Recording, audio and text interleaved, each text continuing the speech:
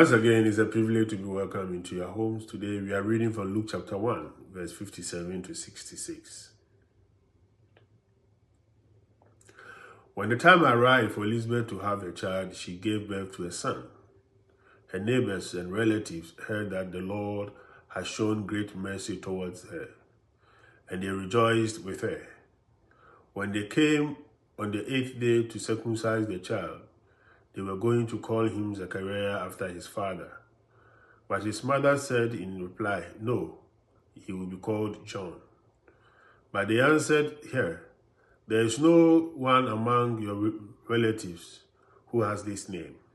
So they made signs asking his father what he wished him to be called.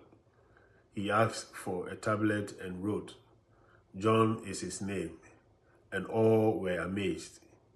Immediately his mouth was opened, his tongue freed, and he spoke, blessing God. Then fear came upon all their neighbors, and all these matters were discussed throughout the hill country of Judea.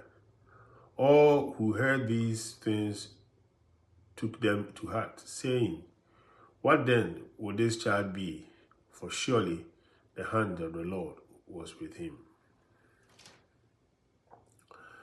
Elizabeth was very clear about the name she wanted to give her child, the name John.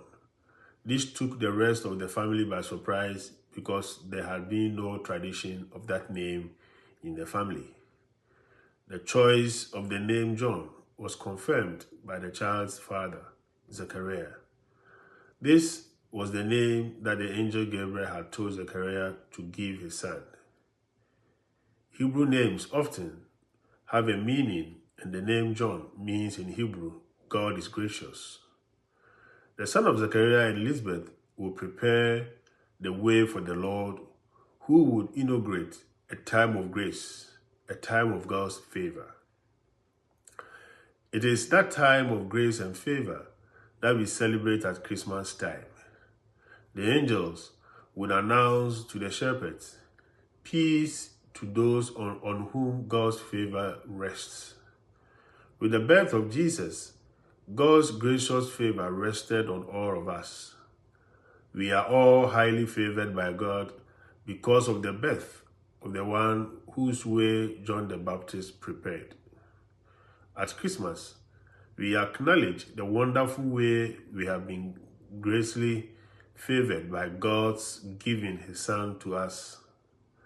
Like the neighbors, in the words of the reading, we treasure it in our hearts. Dear friends, this is also a time when we are called to share with each other something of that favor of God which has come to rest upon us through the birth of Jesus. Shalom. Peace.